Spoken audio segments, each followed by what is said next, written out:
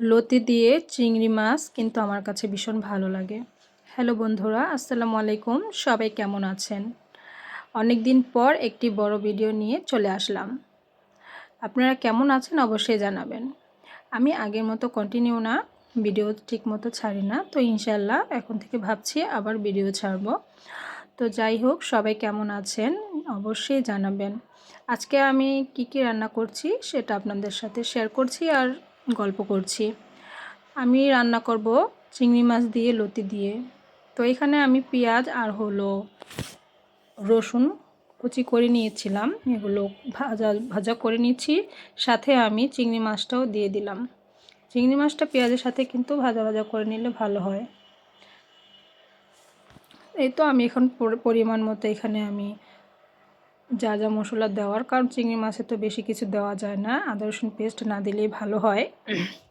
তো আমি এখানে অনেক দিন পর ভয়েস দিচ্ছি, একটু ভয়েসটা খারাপ লাগছে, যাই হোক আপনারা বুঝে নেবেন।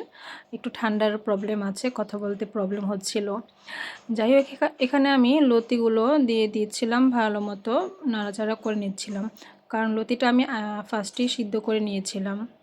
তো আমি এখন এটার মধ্যেই আর পানি দেব না, কারণ লতিতে পানি দিলে লতিটা আরও হয়ে যাবে, কি বলে, গলে যাবে। তো আমি এটার মধ্যে কিন্তু ভাজা ভাজা করে নিচ্ছিলাম, দেন পরে আমি কাঁচামরিচ দিয়ে লতিটা নামিয়ে ফেলবো। খুব সিম্পলভাবে আমি কিন্তু লতি দিয়ে চিংড়ি মাছ রান্না করে নিলাম। আর কে কে আমার মতো এভাবে লতি দিয়ে চিংড়ি মাছ রান্না করেন? আজকাল শরীরটা বেশি একটা ভালো যাচ্ছে না, তাই কোনো রকম রান্না করি। আর যারা যারা আগে আমার ব্লগ ভিডিওগুলো দেখেছেন, আমি এমনিতেও খুব কম রান্না করি, সবাই তো জানেন। আমি আর আমার ছেলে দুপুরে শুধু খাই, এই জন্য বেশি কিছু রান্না করি না। তারপর আজ একটু রান্না করছি। ঘরে ইলিশ মাছের ডিম ছিল, ভেবেছি এটা ভুনা করে নেব, তাই ইলিশ মাছের ডিমটাকে ভালো মতো ভেজে নিয়েছিলাম।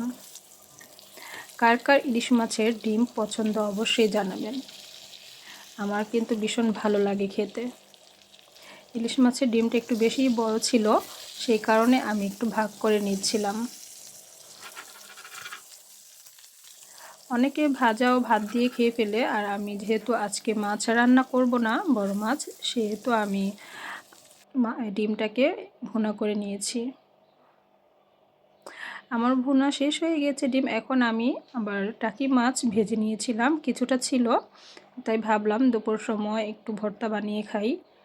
আমার কাছে টাকি মাছের ভর্তা ভীষণ ভালো লাগে খেতে। তো আমি আজকে টাকি মাছের ভর্তাটা আমি প্রায় সময় পেঁয়াজটা কাঁচা ভর্তা বানিয়ে খাই। আর আজ যেহেতু দুপুরে আমার হাজব্যান্ড রাতে খাবে ভর্তাটা, সেই কারণে আমি পেঁয়াজ আর রসুন নিয়েছিলাম, হালকা ভেজে ভেজে করে নিয়েছিলাম। তো আমি ভর্তাও বানিয়ে ফেলেছি। আপনারাও এভাবে ভর্তা বানান কিনা জানাবেন। তা আমার ভিডিওটি কেমন লেগেছে অবশ্যই জানাবেন। ভালো থাকবেন, সুস্থ থাকবেন। আসসালামু আলাইকুম।